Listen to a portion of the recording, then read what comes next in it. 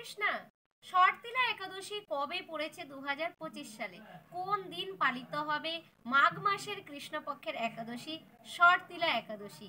এই একাদশীর নাম কেন শর্তিলা একাদশী হলো? এই একাদশীর কি মাহাত্ম্য রয়েছে? একাদশী ব্রত করার কি নিয়ম রয়েছে?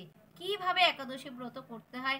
একাদশী ব্রত করলে কি খাওয়া যাবে, কি একদম খাওয়া যাবে না? আজকে এই সব বিষয় নিয়ে আলোচনা করব। সবাই সাথে থেকো, স্কিপ না করে পুরো ভিডিওটা দেখো। হরে কৃষ্ণা কৃষ্ণ কৃষ্ণ হরে হরে, হরে রাম রাম রাম হরে হরে। হরে কৃষ্ণ ফ্রেন্ডস, রাধে রাধে, শুভ সকাল সবাইকে। কেমন আছো তোমরা সবাই? আশা করছি সবাই খুব ভালো আছো। রাধা মাধব গুরু গৌরাঙ্গের কৃপায় আমিও খুব ভালো আছি। তো শর্তিলা একাদশী এই 2025 সালে পড়েছে 25শে জানুয়ারি শনিবার। সারা বিশ্বে একই দিন পালিত হবে এই শর্তিলা একাদশী, 25শে জানুয়ারি শনিবার। তো সবাই কিন্তু একাদশী ব্রত অবশ্যই করবে। একাদশী ব্রত হচ্ছে যত বাকি সব ব্রত আছে, যত উপবাস আছে, সব ব্রতের মধ্যে সর্বশ্রেষ্ঠ ব্রত হচ্ছে এই একাদশী ব্রত।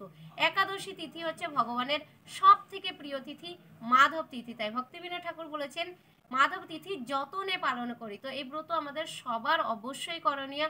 8 বছর থেকে 80 বছর বয়স পর্যন্ত স্ত্রী পুরুষ, সধবা বিধবা, সূচি অসুচি, যে অবস্থাতেই থাকুক না কেন একাদশী ব্রত কোনো মতেই বাদ দেওয়া যাবে না। একাদশী ব্রত অবশ্যই করতে হবে। এই একটা মাত্র এমন ব্রত যেটা করে আমরা অল্পতেই ভগবানকে খুশি করতে পারবো, ভগবানের কৃপা লাভ করতে পারবো, শুদ্ধ কৃষ্ণ প্রেম ভক্তি লাভ করতে পারবো। আরও তো এক একটা একাদশী ব্রতের এক একটা ফল আছে, সেটা আমরা এই ভিডিওর মধ্যে আলোচনা করব। এই একাদশীর মাহাত্ম্য শ্রবণ করে এই একাদশীর নাম কেন শর্তিলা হলো। তো সর্বপ্রথম একাদশী করার কি নিয়ম রয়েছে? সবাই তো অনেকে যারা একাদশী ব্রত করো তারা জানো, যারা নতুন তাদের ক্ষেত্রে একটু সংক্ষেপে বলে দিই। তাদের ক্ষেত্রে হচ্ছে, তাদের ক্ষেত্রে না, মানে সবার ক্ষেত্রে একাদশী ব্রত করার নিয়ম একই, কিন্তু কিছু কিছু ক্ষেত্রে আছে, সেটা বলে দিচ্ছি। প্রথম হচ্ছে একাদশীর আগের দিন, দশমীর দিন কি করতে হয়। দেখো, যারা আমিষ ভোজী তারা কিন্তু অবশ্যই একাদশীর আগের দিন মানে দশমীর দিন, একাদশীর দিন এবং একাদশীর পর দিন দ্বাদশীর দিন অবশ্যই আমিষ আহার বর্জন করবে। কি গ্রহণ করবে? কৃষ্ণ প্রসাদ গ্রহণ করবে। যাই গ্রহণ করবে ভগবানকে ভোগ লাগিয়ে, যেগুলো ভগবানকে ভোগ দেওয়া যাবে সেইগুলো ভোগ লাগিয়ে তোমরা কৃষ্ণ প্রসাদ গ্রহণ করবে। তো দশমীর দিন অবশ্যই কৃষ্ণ প্রসাদ গ্রহণ করবে। রাতে ভালো করে কৃষ্ণ প্রসাদ গ্রহণ করার পর ভালো করে দাঁত মেজে ব্রাশ করে তারপরে ঘুমাবে, কোনো রকম পঞ্চশস্য যাতে দাঁতের মধ্যে না লেগে থাকে। এবার আসে একাদশীর দিন কি করব। একাদশীর দিন আমরা শয্যা ত্যাগ করবো একদম খুব সকালে, মানে সূর্য উদয়ের আগে ব্রহ্ম মুহূর্তে শয্যা ত্যাগ করব। উঠে আমরা কি করব, নিকটবর্তী যে কোনো পবিত্র নদীতে, যাদের বাড়ির কাছে যে পবিত্র নদী আছে ওই নদীতে আমরা স্নান করব। যদি সেটা সম্ভব না হয় তাহলে নিজের বাড়িতে নিজের স্নানাগারে 3 বার গঙ্গা গঙ্গা গঙ্গা বলে আমরা গঙ্গা স্নানের ফল পেতে পারি। তো গঙ্গা স্নান করে দ্বাদশ সঙ্গে তিলক ধারণ করব, তারপর সুন্দর করে ভগবানের মঙ্গল আরতি করব। এবার হচ্ছে যে একাদশী ব্রত তোমরা কিভাবে করবে। 3 ভাবে করা যায়, 3টি স্তর আছে একাদশী ব্রত করার।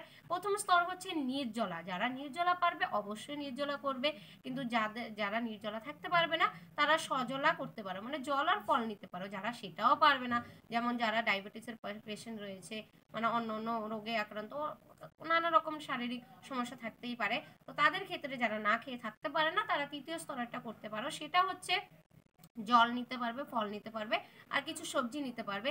যেটা নিতে পারবে না 3টি স্তরের মধ্যে কমন, সেটা হচ্ছে পঞ্চশস্য। পঞ্চশস্য কোনো মতেই কিন্তু গ্রহণযোগ্য নয় একাদশীতে।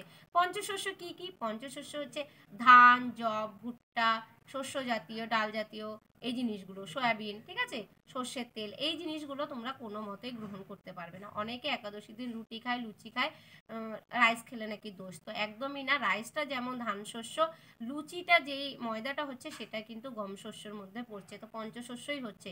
তো পঞ্চশস্য কোনো মতেই গ্রহণ করা যাবে না। একটা দানাও যদি আমরা একাদশী দিন পঞ্চশস্য গ্রহণ করি তো প্রতি গ্রাসে গ্রাসে কিন্তু আমরা পাপ ভক্ষণ করি। তাও আবার ছোটখাটো পাপ নয়, গুরুতর বড় বড় অপরাধ, যেমন গো হত্যা, ব্রাহ্মণ হত্যা, পিতামাতা হত্যা, গুরু হত্যা। শুধুমাত্র একাদশী দিন পঞ্চশস্য গ্রহণ করার ফলে এই বড় বড় পাপের ভাগিদার আমাদের হতে হচ্ছে। তো খুব সাবধান, একাদশী দিন পঞ্চশস্য থেকে অন্তত 1 হাত কিন্তু দূরে থাকতে হবে আমাদেরকে, ঠিক আছে। তো যারা প্রথম স্তরের করবে নির্জলা, দ্বিতীয় সজলা সফলা, তৃতীয়টা হচ্ছে ওরা জল ফল নিতে পারবে, তার সঙ্গে সবজি নিতে পারবে, যেমন কাঁচকলা, কাঁচা পেঁপে, কুমড়ো, আলু দিয়ে একটা সবজি রান্না করে নিতে পারো, কিন্তু সবজি রান্নার ক্ষেত্রে কিন্তু তোমরা যে তেলটা ব্যবহার করবে সর্ষের তেল কিন্তু একদম ব্যবহার করবে না, সানফ্লাওয়ার অয়েল সূর্যমুখী তেল বা বাড়িতে তৈরি বিশুদ্ধ ঘি দিয়ে সেই সবজিটা রান্না করে তোমরা প্রসাদ পেতে পারো ভগবানকে ভোগ লাগিয়ে। আলু ভাজা খেতে পারো, আলু সিদ্ধ, আলু ভুনা, আলুর পায়েস, তারপরে বড় সাবুটা যেটা পাওয়া যায় আমাদের ইস্কনেও পাওয়া যায়, বাকুইট পাওয়া যায়, বাকুইট দিয়ে খিচুড়ি রান্না করতে পারো, বড় সাবু দিয়ে খিচুড়ি রান্না করতে পারো, বাদাম ভাজা, বাদাম সিদ্ধ, বাদাম ভুনা এইগুলো খেয়ে তোমরা করতে পারো। তো এই অজুহাতটা দেবে না যে আমরা না খেয়ে থাকতে পারি না, ঠিক আছে, খাও না, খেতে বারণ করছে না, শুধুমাত্র পঞ্চশস্যটা খাওয়া যাবে না, বাকি যেগুলো বললাম ওইগুলো খেয়ে তোমরা পেট ভরে থাকতে পারো। আর মেনলি হচ্ছে একাদশী ব্রত, উপবাস, উপবাস মানে হচ্ছে ভগবানের নিকটে বাস। তো খাওয়া খাইয়ের দিকে একটু ধ্যানটা কম দিয়ে আমরা চেষ্টা করব যে ভগবানের সেবায় নিজেকে বেশি বেশি নিয়োজিত করা, তাই তো। একটি দিন তো, 15 দিনে একদিন আমরা রাইস না খেয়ে থাকতে পারবো না? অবশ্যই পারবো।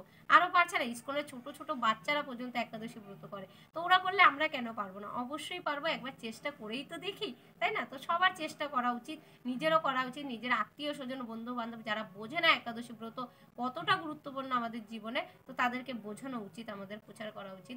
যাই হোক, তো এটা হলো খাওয়ার ব্যাপার। আর কি কি করব আমরা একাদশীর দিন? একাদশীর দিন আমরা ভগবানের বেশি বেশি করে সেবা করব, ভগবানের চরণে তুলসী দেব, পুষ্প অর্পণ করব, তুলসী জল দান করব, তুলসী পরিক্রমা করব, তুলসী আরতি করব, কারণ তুলসী হচ্ছে ভগবানের প্রিয় ভক্ত, প্রেয়সী। তো তুলসী মহারানী যদি আমাদের প্রতি সন্তুষ্ট হন, তো কৃষ্ণ, ভগবান শ্রীকৃষ্ণ আপনিতেই সন্তুষ্ট হয়ে যাবেন, ঠিক আছে। তো তুলসী সেবা করবে। আর মোস্ট ইম্পর্টেন্ট, হরে কৃষ্ণ মহামন্ত্র বেশি করে জপ করবে। যারা জপ করো না, আজকে থেকেই তোমরা জপ করা শুরু করে দাও, কারণ জপ ছাড়া কিন্তু, হরে কৃষ্ণ মহামন্ত্র জপ ছাড়া কিন্তু এই কলিযুগের জীবদের উদ্ধারের কোনো উপায় নেই। চৈতন্য মহাপ্রভু নিজেই বলে গেছেন, হরে নাম হরে নামৈব কেবলম করে নাস্তেব গতিরান্যথা। অন্য কোনো উপায় কিন্তু আমরা উদ্ধার পেতে পারবো না এই কলিযুগে, ঠিক আছে। তো বেশি করে হরে কৃষ্ণ মহামন্ত্র জপ করবে। আর হচ্ছে যে নির্দিষ্ট যে একাদশী ব্রত কথা, যেমন এটা শর্তিলা একাদশী, তো শর্তিলা একাদশী ব্রত কথা অবশ্যই পাঠ বা শ্রবণ করবে।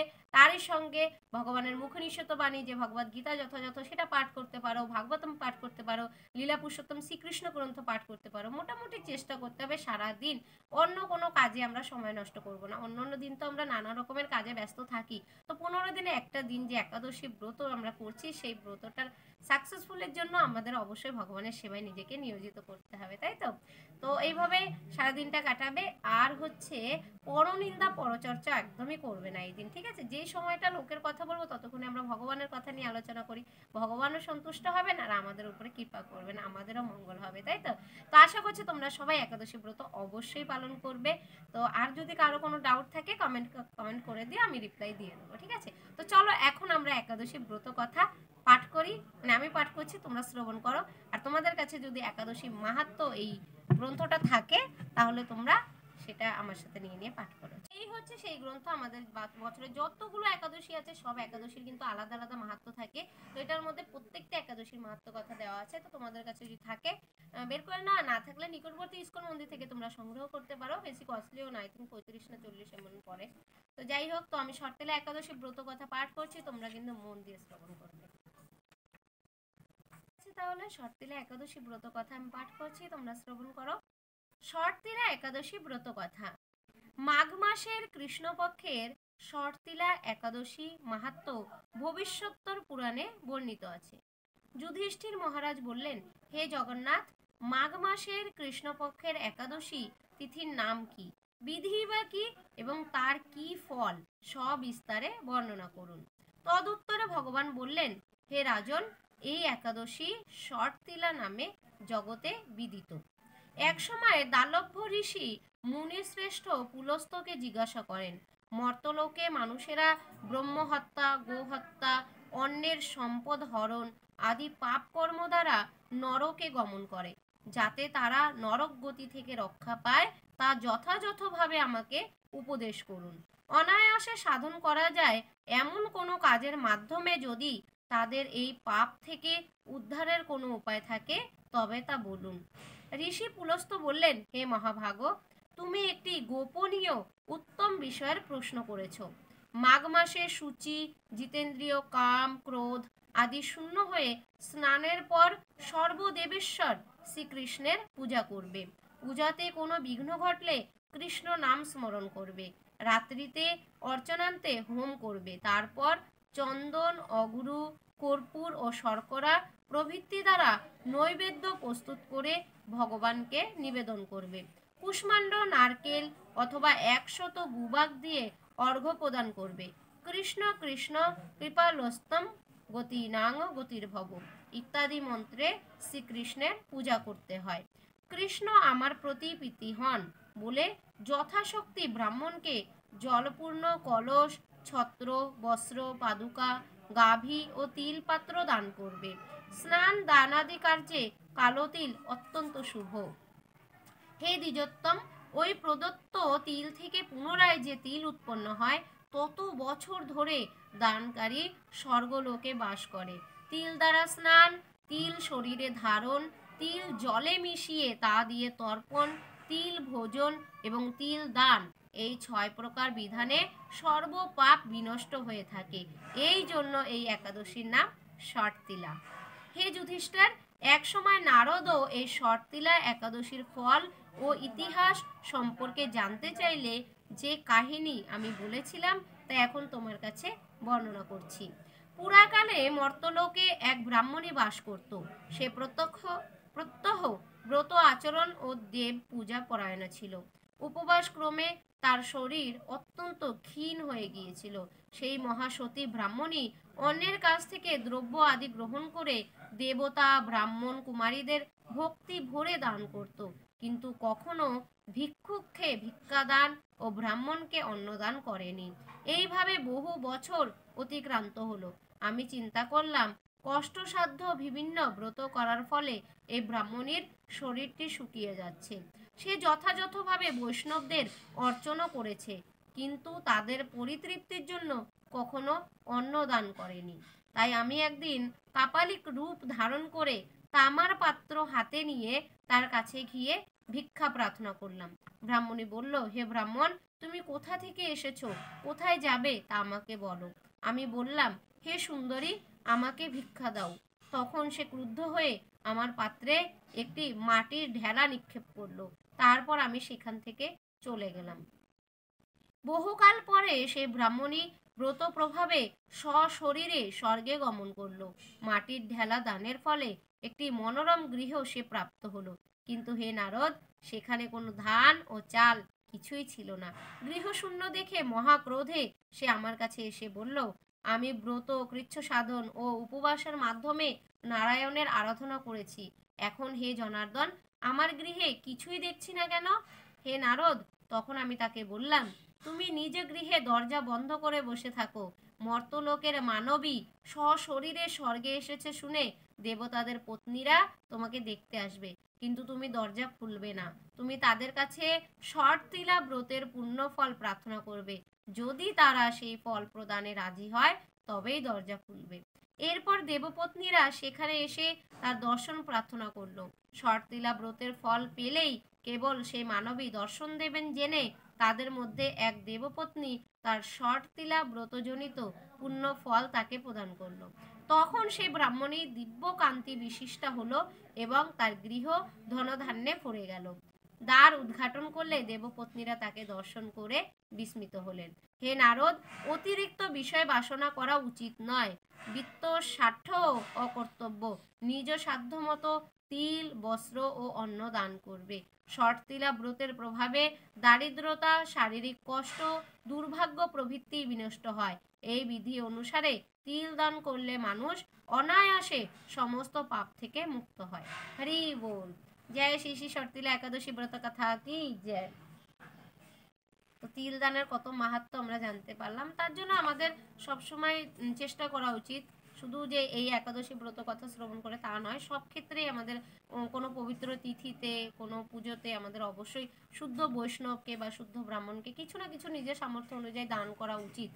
কারণ দেখো, ওই বয়স্ক মাতাজিটা মানে এত ব্রত করেছে, এত কিছু করেছে, কিন্তু কাউকে কিছু দান করেনি বলে উনি স্বর্গে গেছে সশরীরে, কিন্তু হয়তো মনোরম জায়গাও পেয়েছে থাকার জন্য, কিন্তু এখানে খাওয়ার জন্য কিছু ছিল না।